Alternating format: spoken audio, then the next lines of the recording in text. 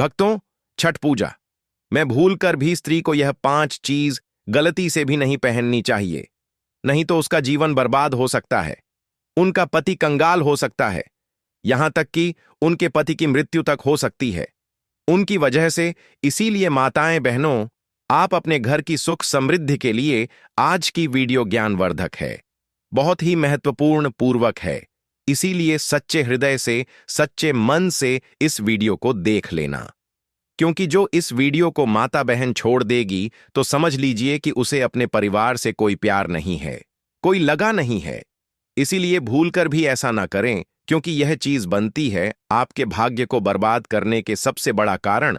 माताएं एवं बहनों, बहुत ही जल्दी तीज का महापर्व आने वाला है और इस टाइम पर भूलकर भी यह 5 चीज मत पहनना, नहीं तो सब कुछ बर्बाद हो जाता है। माताएं बहनों, अभी अभी 2 दिन पहले की कथा में गुरुजी ने भी कहा है कि जो भी स्त्री होती है वह इन चीजों को गलती से भी छठ पूजा के व्रत के दौरान पहन ले तो उनका जीवन बर्बाद हो सकता है, वह कंगाल हो सकती है। इसलिए माताएं बहनों, महायोग टीवी चैनल का संकल्प है जनसेवा जन कल्याण करना, यानी कि हर नागरिक को यह जानकारी बिल्कुल ही फ्री और निशुल्क माध्यम से पहुंचना। इसलिए सच्चे हृदय से, सच्चे मन से आज की वीडियो शुरू से लेकर अंत तक देख लेना और साथ में सच्ची हृदय से हर एक माता बहन के साथ इस वीडियो को शेयर करना, जिससे कि आपकी हर मनोकामना माता रानी तक पहुंच जाए और वह पूरी हो जाएगी। और कमेंट बॉक्स में जय छठ माता जरूर लिखें, जिससे कि आपकी माता छठी मैया तक आपकी मनोकामना इच्छा पहुंच जाए। माता एवं बहनों, हम आपको इस वीडियो में संपूर्ण जानकारी बारी बारी से बताते हुए चलेंगे। चलिए सबसे पहले जान लेते हैं कि वह कौन सी चीज है जो किसी भी माता बहन को छठ पूजा के दौरान भूलकर भी नहीं पहनना चाहिए। भक्तों, चलिए सबसे पहले हम आपको बता देते हैं छठ पूजा का डेट, टाइम, शुभ मुहूर्त क्या है। फिर हम आपको बताएंगे कि कौन सी भी चीज है जो इस टाइम भूलकर भी नहीं पहनना चाहिए। छठ पूजा 2025 की संपूर्ण तिथि, समय और विधि इस प्रकार है। यह महान सूर्य उपासना पर्व 4 दिनों तक चलता है। इसकी शुरुआत शनिवार 25 अक्टूबर 2025 से नहाए खाए के साथ होगी, जब श्रद्धालु पवित्र नदी या तालाब में स्नान कर घर परिष्कार करते हैं और केवल एक बार सात्विक भोजन ग्रहण करते हैं।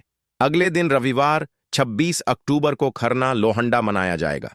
इस दिन सूर्योदय से सूर्यास्त तक निर्जला उपवास रखा जाता है और सायकाल लगभग 5:30 से 6:30 के बीच सूर्यास्त के बाद गुड़, खीर और रोटी का प्रसाद बनाकर सूर्यदेव और छठी मैया को अर्पित किया जाता है। इसके बाद रात से व्रत का कठोर नियम प्रारंभ होता है। तीसरे दिन सोमवार 27 अक्टूबर 2025 को मुख्य षष्ठी तिथि होगी, जो सुबह 6:04 से प्रारंभ होकर अगले दिन मंगलवार 22 अक्टूबर सुबह 7:09 बजे तक रहेगी। इस दिन शाम को संध्या अर्घ्य दिया जाएगा। जब सूर्यास्त लगभग 5 या 40 बजे होगा, तब घाटों पर व्रती महिलाएं पानी में खड़ी होकर डूबते सूर्य को दूध, जल, फूल, दीपक और ठेकुआ, फल, सुपारी आदि से अर्घ्य देंगी और लोक गीतों के साथ संध्या आराधना करेंगी। चौथा और अंतिम दिन मंगलवार 28 अक्टूबर 2025 को उषा अर्घ्य का रहेगा, जब सूर्योदय लगभग सुबह 100 से 3 बजे होगा। उस समय व्रती नदी या तालाब में जल में खड़े होकर उगते सूर्य को अर्घ्य अर्पित करेंगे और इसके बाद व्रत का पारण करेंगे। इस प्रकार यह 4 दिवसीय पर्व क्रमशः नहाए खाए खरना, संध्या अर्घ्य और उषा अर्घ्य के साथ संपन्न होगा। व्रत पालन की दृष्टि से 26 अक्टूबर की शाम से निर्जला उपवास आरंभ होकर 28 अक्टूबर की प्रातः उषा अर्घ्य के बाद समाप्त होगा।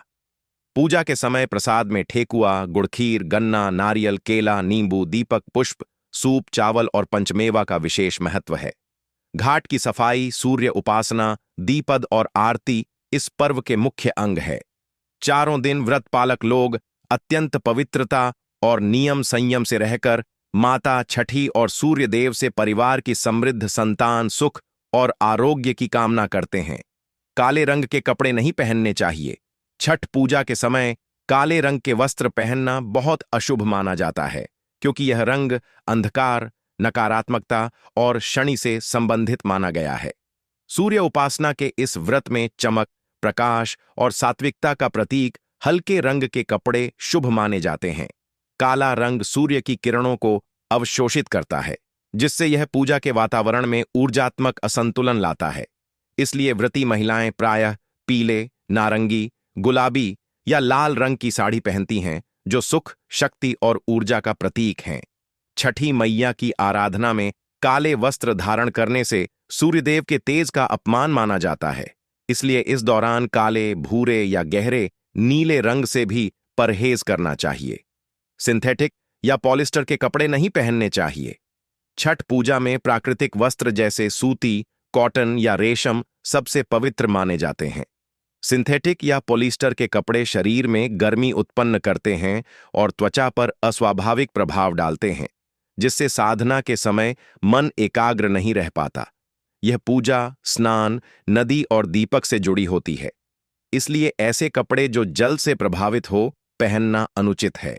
सिंथेटिक कपड़ों में पवित्रता नहीं मानी जाती, क्योंकि यह रासायनिक रूप से तैयार होते हैं और धार्मिक दृष्टि से अशुद्ध गिने जाते हैं। व्रती महिलाओं को सादा सूती साड़ी पहननी चाहिए, जबकि पुरुषों को धोती या कुर्ता पायजामा जैसे पारंपरिक वस्त्र ही धारण करने चाहिए, ताकि शरीर और मन दोनों पवित्र बने रहे। बहुत चमकदार या फैशन वाले कपड़े नहीं पहनने चाहिए। छठ पर्व का मूल भाव सादगी और श्रद्धा है। इस समय अत्यधिक डिजाइनर, चमकदार या फैशन के कपड़े पहनना अनुचित माना जाता है, क्योंकि यह व्रत की विनम्रता और सात्विकता के विपरीत है। पूजा में दिखावा या भव्यता नहीं, बल्कि भक्ति और मन की निर्मलता का महत्व होता है।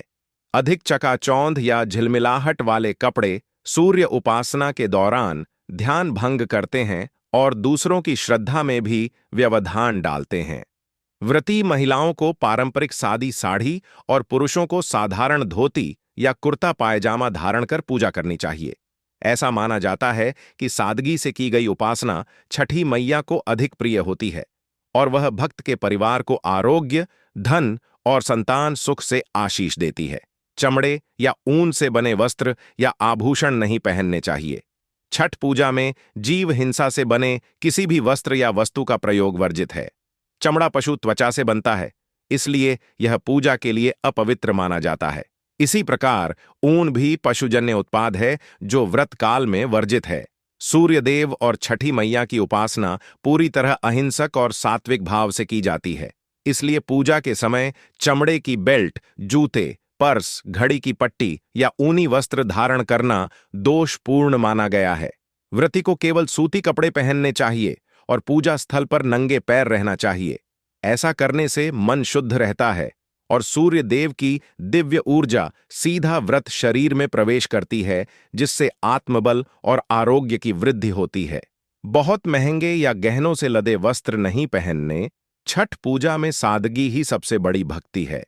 इस दौरान बहुत महंगे कपड़े या भारी सोने चांदी के गहने पहनना अशोभनीय माना गया है, क्योंकि यह दिखावा और अहंकार को बढ़ाता है। छठी मैया के सामने अहंकार का स्थान नहीं है, बल्कि भक्ति और विनम्रता ही सर्वश्रेष्ठ आभूषण है।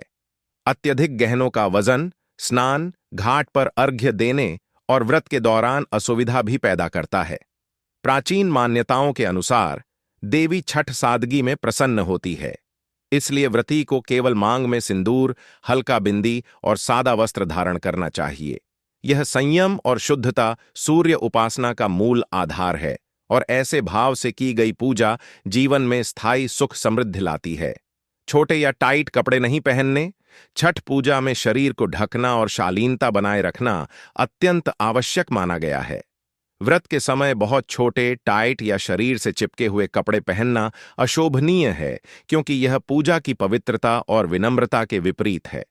छठी मैया को मर्यादा और मातृत्व की देवी कहा गया है, अतः उनके सामने ऐसे वस्त्र पहनना जो ध्यान भंग करें या अशालीन लगे पाप के समान माना जाता है। पूजा में भाग लेने वाले स्त्री पुरुष दोनों को ढीले, आरामदायक और पारंपरिक कपड़े ही धारण करने चाहिए। महिलाएं प्रायः साड़ी पहनती हैं और पुरुष धोती कुर्ता या पायजामा कुर्ता में रहते हैं। ऐसे वस्त्र शरीर को ढकते हैं और पूजा में संपूर्ण एकाग्रता बनाए रखते हैं। शास्त्रों में भी कहा गया है कि शरीर पर संयम ही मन की शुद्धि का पहला चरण है। पूजा के दौरान बाल खुले नहीं रखने। छठ पूजा में खुले बाल रखना या बिखरे हुए बालों के साथ पूजा करना अशुभ माना गया है।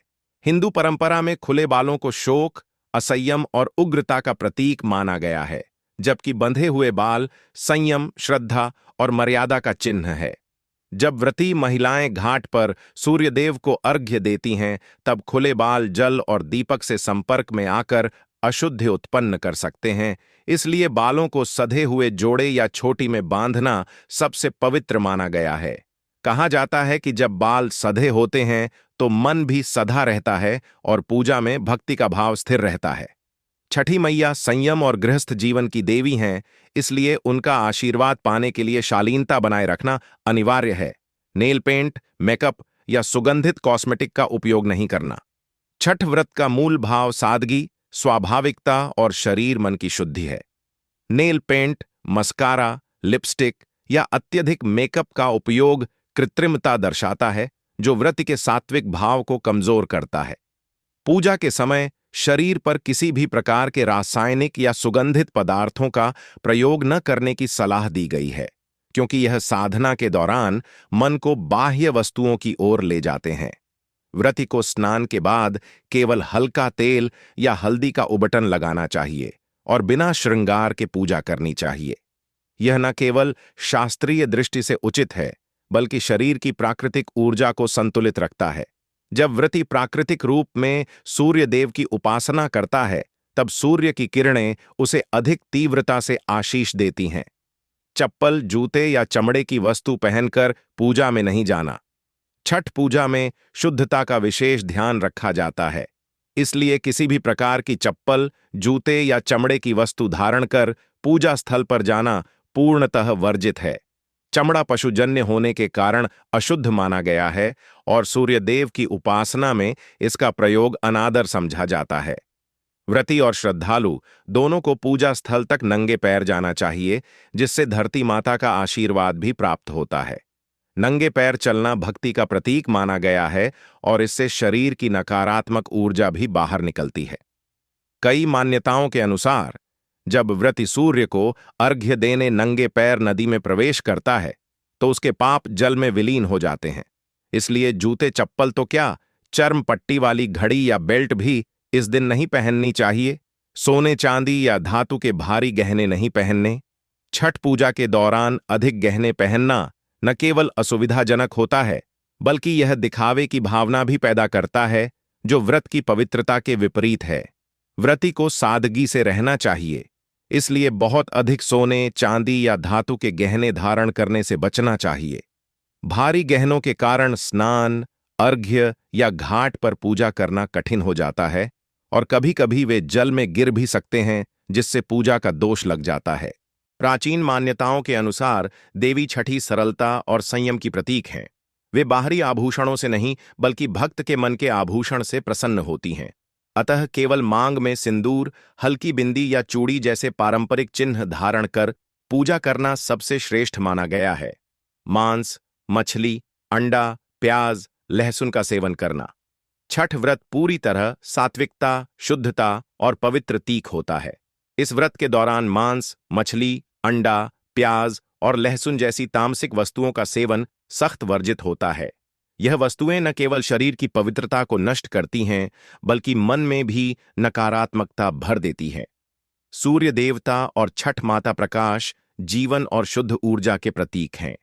इसलिए व्रती को उनके आराधन काल में केवल सात्विक भोजन का ही सेवन करना चाहिए। ऐसा कहा जाता है कि यदि किसी ने व्रत के दौरान गलती से भी इन वस्तुओं को खा लिया, तो व्रत का पुण्य नष्ट हो जाता है और पूजा का फल अधूरा रह जाता है।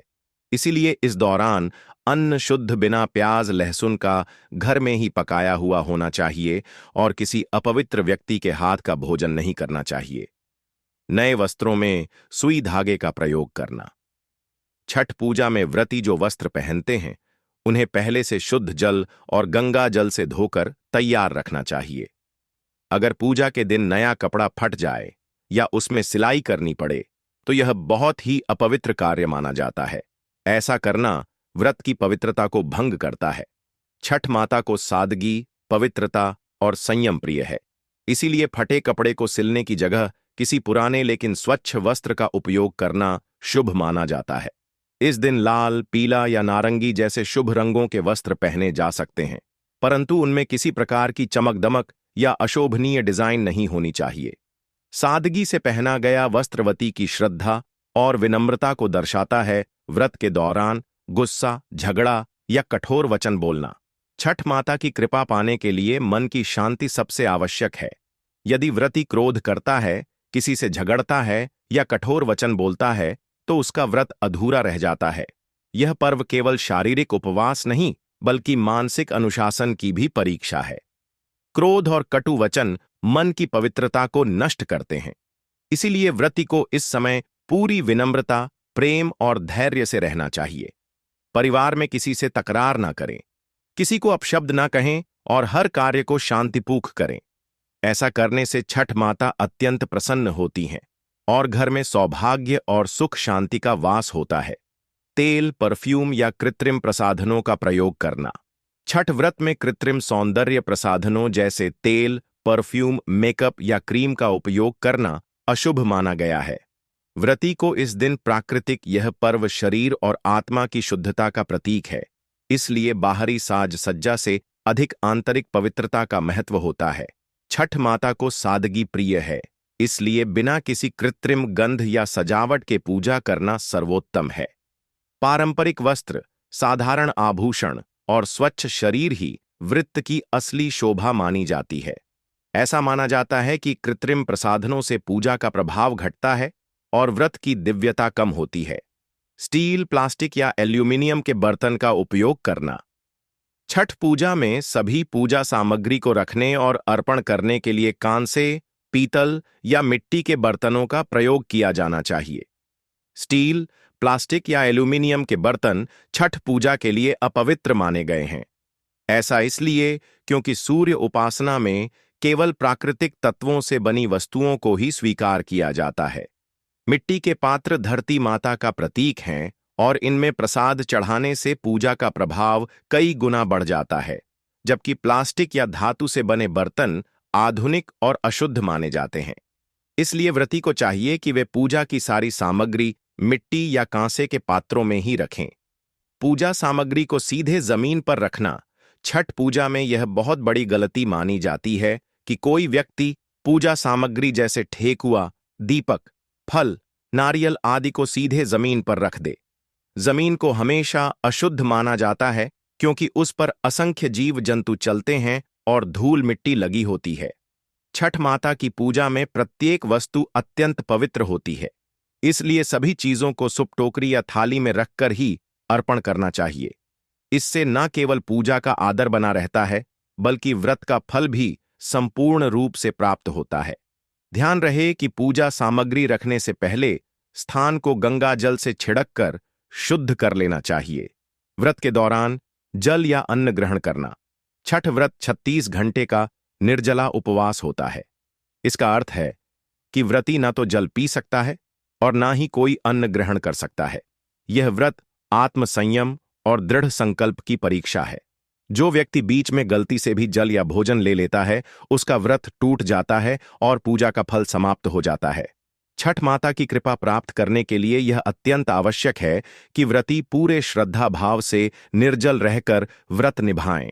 इस व्रत का उद्देश्य शरीर और मन दोनों को तपाकर आत्मा की शुद्धि करना है, इसलिए इसमें अन्न या जल ग्रहण वर्जित है।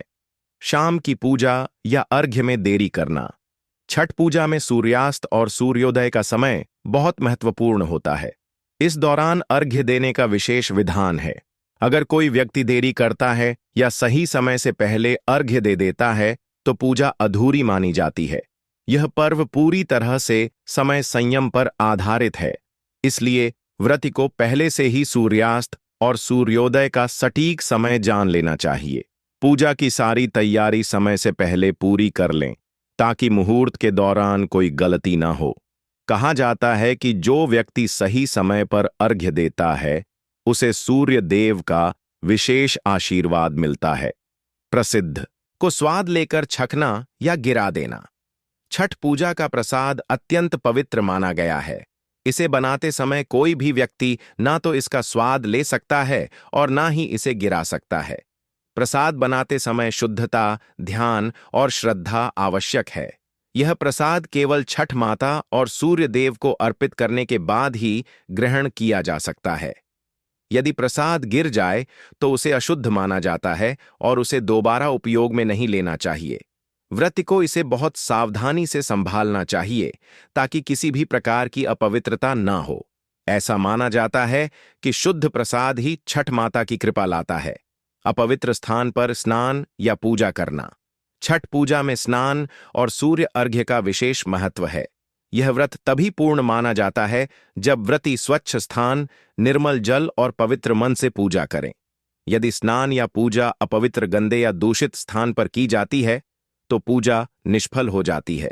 इसलिए घाट या आंगन जहां पूजा की जाए उसे पहले अच्छी तरह साफ कर गंगा जल से शुद्ध कर लेना चाहिए। छठ माता स्वच्छता की अधिष्ठात्री है, इसलिए जो व्यक्ति पवित्र वातावरण में पूजा करता है उसे दीर्घायु, धन, संतान और सुख का आशीर्वाद प्राप्त होता।